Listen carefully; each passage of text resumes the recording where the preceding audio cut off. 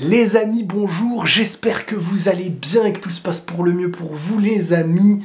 J'ai beaucoup de sujets à évoquer sur ce match. Donc déjà, on va revenir dans l'ordre. Le Real gagne 3-0 contre Giron, Giron, je sais pas. Il y a des gens qui me disent non mais il faut le dire avec l'accent, Giron. Je sais pas comment on le dit en fait en espagnol. Je sais faire l'accent, bon, c'est pas la question. 3-0 à l'extérieur contre les premiers ou les ex-premiers, car le Real Madrid, oui, est redevenu leader du championnat. Et forcément, et là, vous allez tous venir, vous êtes tous autour de moi là, je vous vois, mais doucement. Faites une pause de 2 secondes. Je me suis trompé. Je l'admets. J'ai dit, les gars, vous verrez, le Real, jusqu'à au moins la trêve hivernale, ne récupérera plus la première place, le Barça ne lâchera pas et tout. Et je vous avoue que c'est pas le Real qui me fait taire, en vrai de vrai, à mes yeux. C'est que c'est le Barça qui m'a fait taire, qui m'a donné tort. Parce que le Barça, pour moi, n'était pas habitué à perdre certains points, surtout le Barça, quand le Real leur laisse une marge. J'étais pas habitué. Quand le Real laissait le Barça être premier pour récupérer la première place en Liga, fallait y aller. Hein. Ça se jouait, après tu perdais le Classico. Mais je me suis trompé, parce que mon analyse n'a pas été bonne, et je tiens à le dire. Parce que bon, dans la vie, hein, mais c'est avec joie hein, que je me trompe, parce que je vous ai dit, j'espère que je me trompe.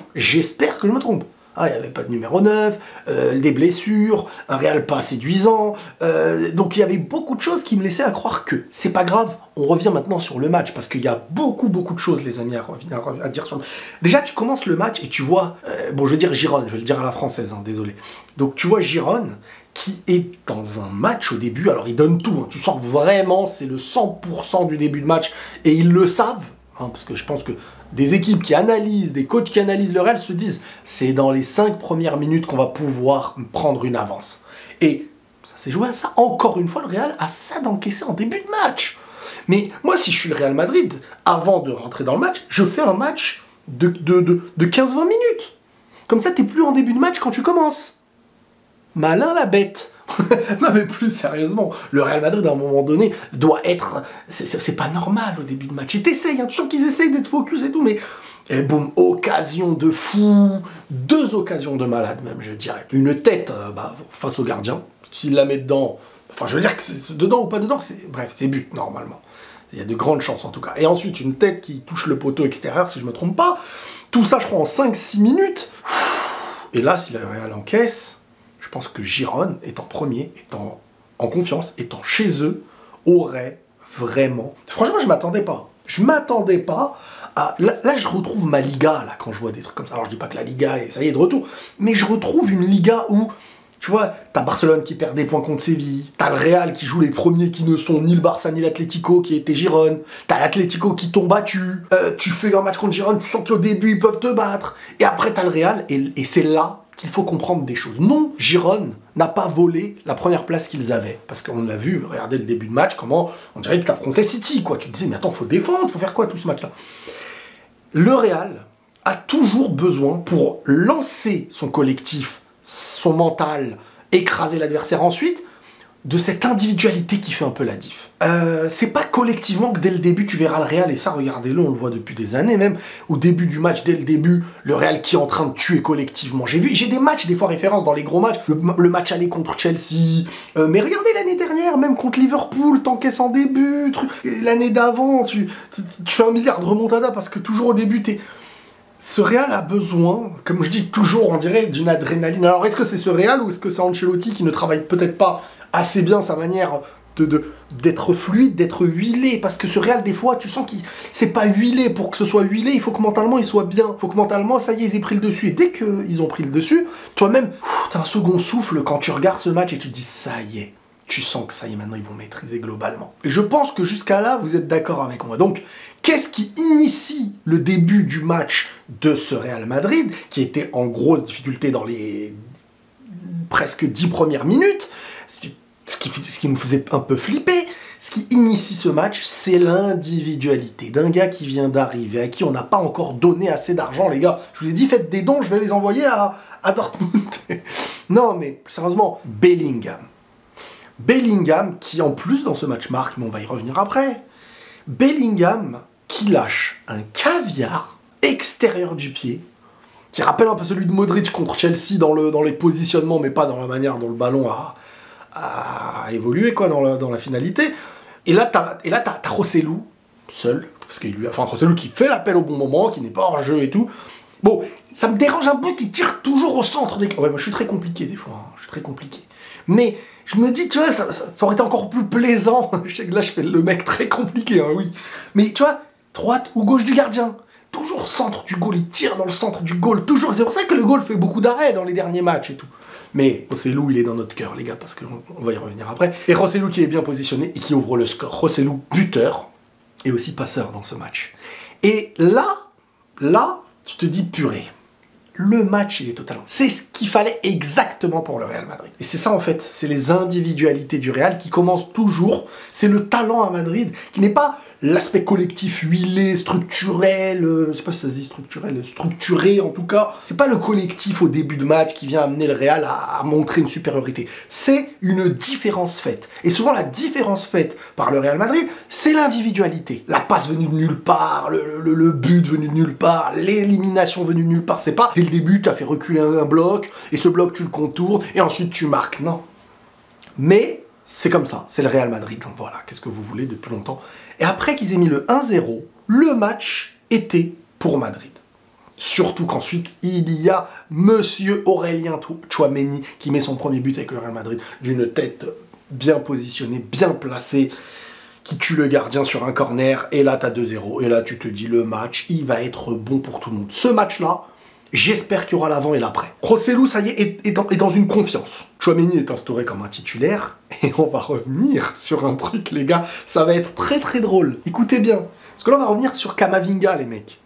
Alors Camavinga, je sais pas s'il passe sur cette vidéo, s'il va la voir, s'il va pas la voir, j'en sais rien.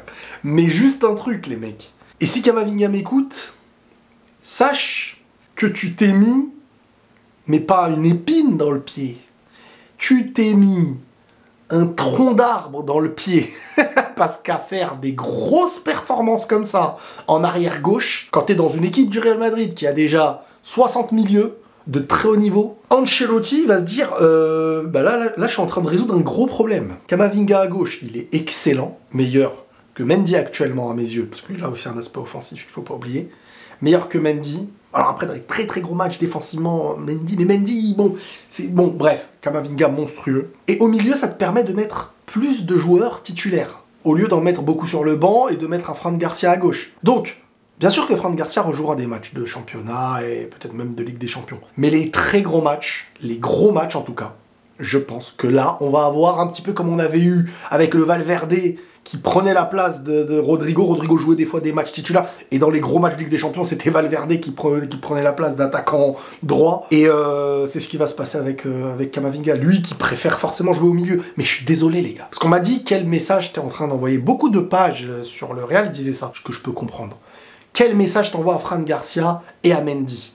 Moi, je vous le dis, pour moi déjà Mendy est quand même de plus en plus conscient, et ça se voit même dans sa manière, je le sens pas hyper investi non plus, mais c'est ma pensée, c'est mon idée, je pense quand même que Mendy est en train de comprendre que le Real veut le remplacer, voire le vendre, parce que déjà il y a cette option Alphonso Davies l'année prochaine qui risque d'arriver. Et Fran Garcia est un jeune qui arrive au Real en sachant qu'il a à apprendre. Le coach va pas se dire bon bah Fran Garcia je vais le mettre titulaire pour pas heurter, mais ça n'existe pas à ce niveau-là. T'es le Real Madrid. Donc si Camavinga est amené à être meilleur que les deux et qui offrerait des possibilités de plus de joueurs au milieu, je vais pas vous mentir, hein, franchement, il rayonne beaucoup plus à gauche. Je dis pas il est meilleur, mais pour moi, il brille en fait dans le match. Il a des séquences où, tu vois, c'est au milieu, il fait des petites choses et tout, mais est-ce qu'un autre ne ferait pas aussi ce qu'il fait? Je parle de joueurs du Real actuellement. Que tu mettes, vas-y, t'as Tchouaméni pour l'aspect physique, défensif, relance, qui fait un excellent match aussi. Tu peux mettre Valverde. Est-ce que mettre Valverde, c'est moins bien que mettre Camavinga au milieu? Personne ne peut me dire non. C'est pas moins bien de mettre Valverde. Donc là, t'as plus de chances de mettre Valverde. Étant donné que Camavinga, surtout dans les matchs où en plus où tu vas dominer, aura un apport parfois même au milieu. Il revient, il recentre. Et il ressort des matchs. Il aura des meilleures notes. Il aura des meilleures notes à gauche qu'au milieu. Il a ce truc où il va rayonner plus que dans un poste au milieu, où il va pas être conditionné à être, je vais pas dire, notre milieu brille parce qu'il y a Camavinga. Alors qu'à gauche, tu vas dire, à ce poste-là, c'est parce qu'il y a Camavinga que ça se passe comme ça. Et tu le vois, des récup, des montées, des belles montées, des éliminations, chaque chose qui fait a un impact. Et dans les postes comme ça, c'est des postes clés, en fait. Je suis désolé, je sais que c'est pas son poste. Je sais que ça peut ne pas lui faire plaisir, mais je pense qu'aujourd'hui, pour que ce soit mieux rodé, le Real, et je parle d'aujourd'hui, peut-être que dans 2 mois, ça va plus être le cas, et il sera moins bon, mais en tout cas, là, je trouve qu'à gauche, il rayonne mieux qu'au milieu. Malgré qu'au milieu, il soit aussi bon, voire parfois même très bon. Mais quand au milieu, tu peux... Ça t'empêche d'enlever un Valverde, un Kroos, un Bellingham, un Modric, je me dis, t'es gagnant à faire ça. Pour moi, t'es gagnant à faire ça. Mais comprenez bien, le coach ne va pas le brider toute la saison à gauche. Ça va se jouer que sur les gros matchs. Je pense vraiment que ça va être une histoire de gros matchs. Mais c'est une facilité tactique pour le coach aussi, il faut le comprendre. Ça te permet ensuite d'avoir un milieu avec plus de porteurs, de tauliers, de certains joueurs. Et je suis pas contre, je vous dis la vérité. Voilà, il suffit de voir le match qu'il a fait aujourd'hui. En attendant, peut-être l'année prochaine, Alphonso Davies, quoi. Donc voilà déjà pour le cas Camavinga qui s'est mis... il se rend pas compte, je crois. Il se rend pas compte que lui, qui préfère peut-être jouer, mais en faisant des performances à gauche comme ça, bah, tu fais comment? T'es obligé, t'es obligé. Tchouaméni, les gars. Tchouaméni, le seul match que le Real perd, c'est sans Tchouaméni, en titulaire. Je sais pas si ça veut dire quelque chose ou pas, mais regardez l'équilibre quand même, malgré tout. Le nombre de récupérations, l'aisance et buteur aujourd'hui en plus. Du très très haut niveau, voilà. Il sait garder le ballon pour pousser à la faute. Il sait temporiser pour parfois un peu emmener le bloc adverse à venir essayer il prend un peu du vice dans ce poste-là. Je trouve que c'est intéressant, tu vois. À l'image d'un Casemiro. Casemiro, il y a des postes clés dans le foot où il faut être vicieux. Il faut avoir ce vice, mais intelligent. Je parle pas de méchanceté stupide. Je parle pas de ce que Nacho a fait en fin de match. D'un carton rouge complètement stupide. Déjà, premièrement, tu peux buter la santé physique d'un joueur. Deuxièmement, tu mènes 3-0 dans ce match-là. C'est la fin du match. Et on est pour être poli, je vais pas dire on est en chien 2, mais on est en galère total de défenseurs centraux. Alaba est blessé, Militao est blessé, t'as Rudiger qui avait des doutes, et là tu perds Nacho. Donc voilà, il va y avoir qui? Il va y avoir Mendy, il va y avoir Camavinga, il va y avoir Tchouaméni. Comment ils vont s'organiser? J'en sais rien, mais ça c'est incompréhensible. Alors je sais que sur le coup, lui, il se dit j'y vais à l'arrache et je devance le joueur pour pas qu'il nous élimine, parce que s'il fait pas ça, il part un peu solo l'autre. Donc l'arbitre met un jaune au début et avec la VAR, il revient, il met un jaune au début et après il met un rouge. Donc mérité, totalement mérité, et franchement, c'est tellement stupide et dangereux. Bon, Rossellou les gars, comme je vous dis, hein, franchement, alors... J'espère que vous comprenez, je le répète à chaque fois, parce qu'il y a plein de gens, même je vois sur les réseaux, arrêtez de croire en vous sous-estimez. J'ai jamais sous-estimé Rossellou. Et je vous le dis maintenant, malgré tout ce que j'ai dans mes vidéos, je n'ai jamais sous-estimé Rossellou. J'ai toujours dit Rossellou, ça va être l'un des meilleurs remplaçants qu'on a eu depuis les Morata, etc. à un moment donné. Parce que c'est un gars, tu sens qu'il rentre, et même en début de saison, je le disais, avant son but contre MU, après son but contre MU en pré-saison et tout, se retourner.